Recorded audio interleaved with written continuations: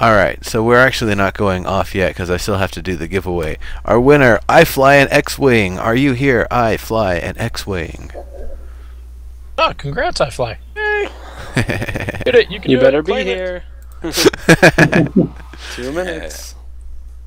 Flying an X-Wing. Yeah, that would be interesting seeing shoot 'em up mechanics, being able to make you know, the ones that go horizontally or going you know, up and down the screen. Is that the sort of thing that you've already thought about and already made a mode for in Bit Brawlers yet? Shoot 'em up? Yeah. No, but Luke is working on a Plants vs Zombies style mode where you spawn AI and then they just continuously shoot as enemies walk towards them. So that's pretty cool. That's awesome. That is cool. Totally no, I haven't been here for like more than about 10 minutes. Do you have destructible blocks? Not yet, but we will. Cool. Fun. Alright. So, iFly, I will send that off. Holland Fear, the other folks who entered were Headclot, Fletchet, you, Saito, and Nackloose. I'm surprised more people didn't buy in. We had a bunch of people in here earlier, but I guess they already have it. Yeah, I kind of gave pretty much everybody who asked the game. I gotta slow down on that. I gotta eat too. Well, once the you know, the larger brawler community gets a hold of it and people start making their own, like, you know, homebrew tournaments and stuff, I think it'll be a little bit of a different story. I have a feeling that it'll probably start doing pretty well, because everyone's going to want to, you know, after a tournament, will be like, oh man, those rules were bullshit. I want to download the rule set they used and modify so it's actually balanced. That shit was cheesy. That's the hope. That should be pretty fun. This is actually another interesting feature for Bit Brawlers, whether it be kind of a variation on that AI battle mode or some other sort of thing. Basically, a kind of screensaver mode that when you're, you know, not necessarily that you go away and the screensaver thing actually pops up the game, but if you decide you're going to be away for a while and you want something kind of cool on the screen instead of you know, the Windows logo or whatever, being able to have something where it's just constantly driving the action. Maybe it's like an arena brawl mode where there's constantly new people dropping in and different items and different spells keep getting put in the mix and stuff like that. So it looks really, really awesome and dynamic, even though, you know, nobody's actually playing. Yeah, that's it's actually something I probably shouldn't promise on stream as well. But I want to find a way to hook into the Twitch API so I can make a game mode where people are like voting or like getting commands or something into chat, and that would affect the game while the streamer is playing it. I actually know some people that mess with the Twitch bots and stuff like that. I can definitely get you in contact with them if you'd be interested, because if it's something they're already working on, that would be one easier step for you. Yeah, that'd be great. All right. Well, I will definitely. I'll make a note of that and contact that particular individual. Well, those particular individuals afterward here.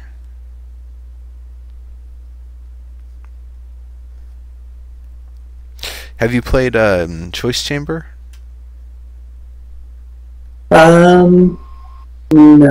I think Luke told me about that, and that's kind of where we spun that idea out of. Gotcha. Yeah, that's the best example of its use right now, and I actually forgot to add that one to the list because it is procedurally generated. It is definitely a procedural platformer. Nice. It's a lot of fun. If you wanna like take a break during one of your streams or whatever and just kind of hop on something fun and silly, you'll probably be done in like 30 minutes or less, especially if they give you the pogo jump. Nice. So the pogo jump, there's 3 types of jump mods. There's double jump, There's high jump. High jump, you just jump twice as high. Double jump, you get an extra jump. And then the other hilarious one is pogo, where you're constantly jumping anytime you're touching the ground, and the only way to disable that is holding your jump button, which means it disables your high jump and your double jump. So you not only have the awkwardness, but you also don't have the jumping capacity that you used to. So it really screws things up. And that's something that your viewers vote on. They give you pogo jump, and the only way you can avoid it is if you know exactly what power-up chest it's going to be in and jump over it and skip it. But then they usually get pissed. Nice. Actually, now that you describe it, I think the game that he told me about was something different. He was telling me about a game where there's these items in the game and they changed the rules, but it's not hooked up through Twitch chat at all. Oh yeah, no, I think you might be thinking of maybe Hack/Slash Loot. No. It's I think it's a platformer, but you're running around, and then you pick up these cards, and then you can play a card that will change the rules, and then there's also every 30 seconds a new card rule set will be introduced or something like that. He said he saw it at EGX to London for that show. Nice. Yeah, I have not seen or heard of that one yet. That sounds like fun. I showed you that game Flatform, didn't I? From the Global Game Jam this year. I don't know. It was one where one character is a platformer and the other one's like Link, kind of a bird's eye view, up, down, left, right. Mm-hmm. That I don't recall that. Oh, okay. I'll have to send it again, but it's definitely something I'd love to see and play around with in Bit Brawlers. Nice. The idea would be actually being able to potentially add further stuff to it, like being able to each player gets like 3 different types of traps they can put down that affects the other player but doesn't affect them. So the person who's in platformer mode, they would essentially be able to put traps on the kind of back wall, so the person who's kind of walking around up, down, left, right potentially stands on those and gets affected by them. Or that sounds pretty cool. Knocked into them or stuff like that.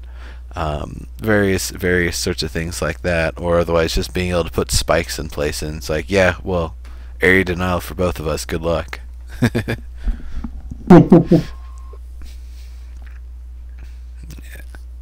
Tower defense. I could see tower defense games being made in Bit Brawlers. I could see that being actually an earlier sort of mod. Yeah, I think now that we have like abilities and magic stuff, what I want to work on is like the usability of the scripting, where people can just go crazy with the game modes. Sweet. Minimize the amount of actual scripting they have to do, and more just like plugging in the modules that you've built. Yeah, exactly. Which you can actually see I started to do if you had that slime file open. The object file actually contains like a lot of default stuff, like faction, assignment, animations, physics, abilities, what its like RPG stats are, different AI states, and that kind of. I would just open that with Unity, right? No, you open it with a text editor. Oh, okay. Just an XML file. I getcha.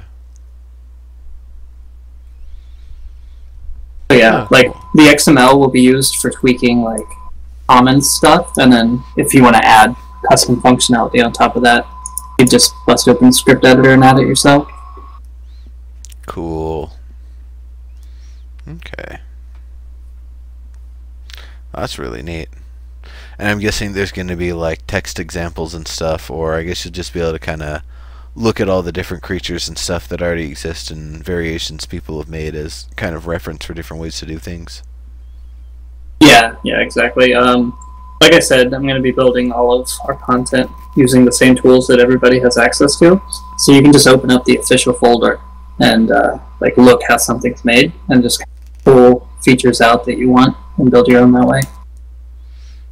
Gotcha. Very cool. Very cool. So, Krem, Nobro, are you guys still live, or did you guys already wrap up? Because I'm actually still live. Yeah, I Oh, already wrapped up. Yeah, I wrapped as well. I thought we were done there. Yeah, Oh, yeah. they were like, we're gonna get out of here. I was like, all right. Well, I mean, I wasn't sure. Like, I didn't know if we were going to be hanging out for a little bit or not. I'm still going here. You know, it's still recording. It's just on the title screen right now. I'm not really even messing around right now. One thing about the game that I could not figure out was the whole particle and ability thing. I couldn't wrap my face around it. I don't know if I broke it or something, but once I got to the map editor, that was actually really fun. But I just for some reason I couldn't get the ability to work. The particle and ability stuff is a little fickle. I would say the experience I've had working in like 3D modeling programs and stuff like that have a lot of similar configurations, and I guess, you know, working in Unity directly as well, it was a little bit more intuitive for me. But if it's not something that you've messed with that much, it's definitely kind of a learning process just to try to kind of figure out how it all works and what all the values and ranges mean. For sure, yeah. As far as having something visual to put on your screen, if you go to Smash mode and then you type make bot as one word and then space and then the player ID, which is 1 or 2, you can actually make the bots fight each other while we're talking here. Oh, really? Okay, just I'll type it into chat. You type both of those commands, the console should make them fight each other, or at least run around like idiots shooting. And this is in the Smash mode, you're saying? Yeah.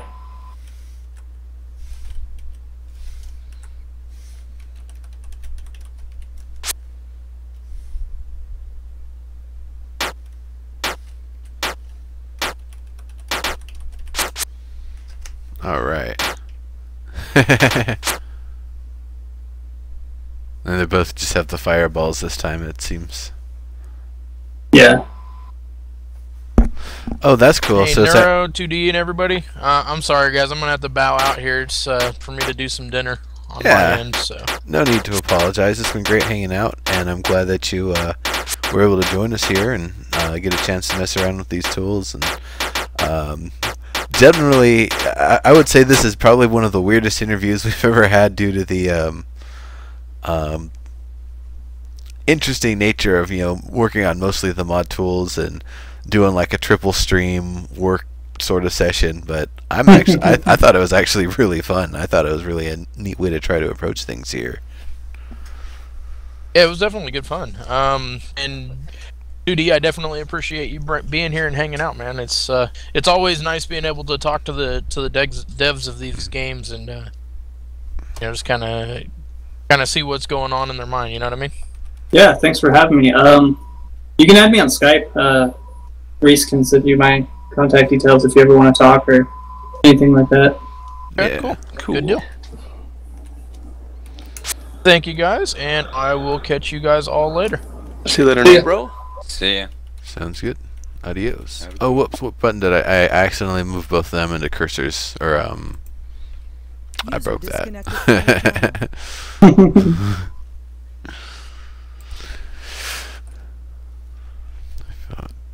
One, make bot 2. There we go. Haha, the magic, it's too powerful for you.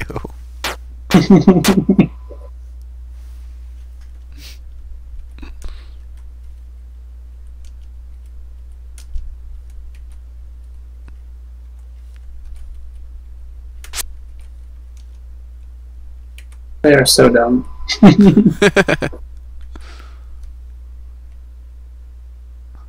There we go. Here, let me MakeBot 2. It's because I keep pressing Control to go to the paste, even though I don't have the console open. So that's why I kept screwing that up there. Yeah, that would do it. It looks like the coins have infiltrated that neuro shot. So.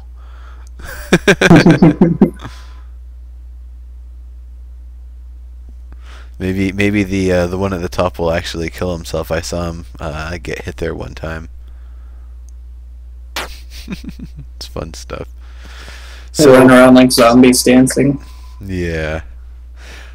What I guess when are you gonna have a little bit more just kind of general link ups? You said January is kind of where you're gonna have like all of this stuff kind of linking up and more ease of access to test and play and share.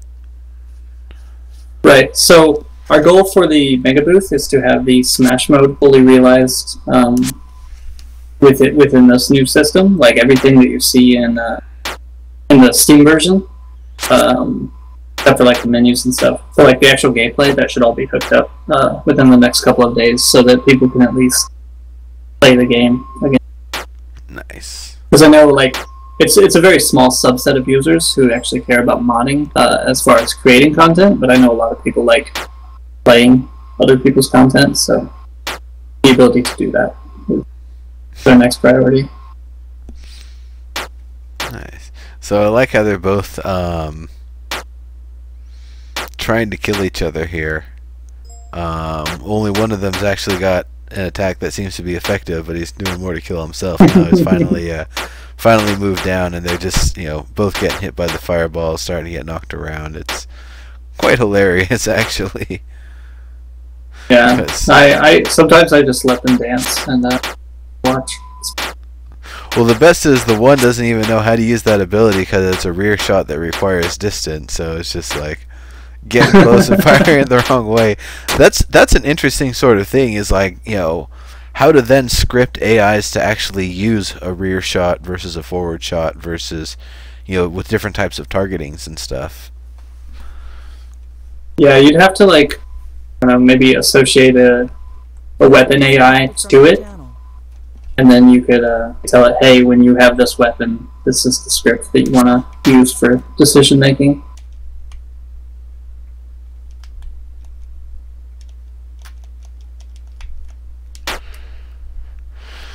So what's the ETA for sales? Lord Whiskey asks. What do you mean by sales? Because technically right now you can buy the game and play it today. You mean like an official release? Like, hey, this is a game, not a early access kind of thing? I have no idea for that. Or do you mean specifically like discount sales, like Steam sales?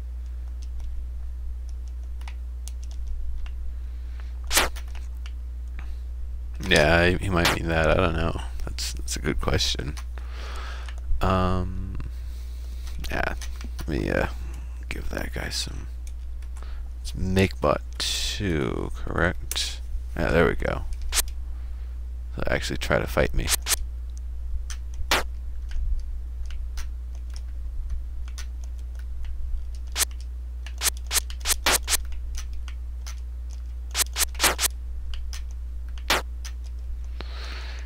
It seems like while the particles are giant, the collision size on them is really small.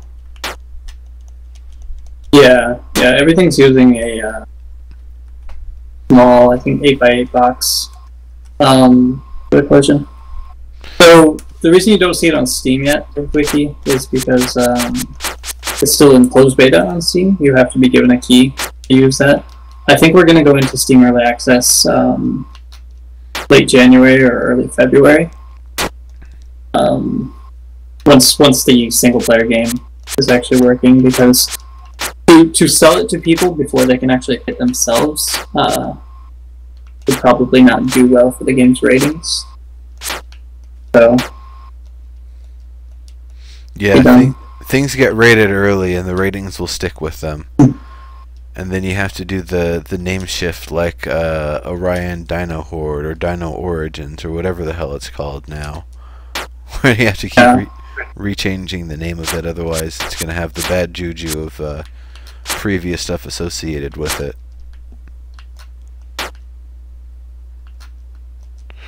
Random internet person. Great timing. I hear you yawning there. I'm actually looking to get some lunch here probably myself pretty soon. Probably gonna wrap it up. Was there, I guess, anything else you want to ask about or show off or anything, or? Just to mention that in 40 minutes at 4 p.m. Pacific time, I'll be doing my daily dev stream. I don't know if you have something going on at the same time, but if not, chances are I'll be hosting your channel actually. Nice. So yeah, guys, I will be over at my channel, twitch.tv/2dheroes, in about half an hour. If you guys want to come check out me fixing all the bugs that Who's Gaming Now found today, I'll be doing that. So yeah, thanks for having me. For sure. Alright, closing it down. Bye-bye, folks. Yeah, Kremcheck is probably not done for the night, random internet person. You probably just need to tune in on his channel and see what he's doing.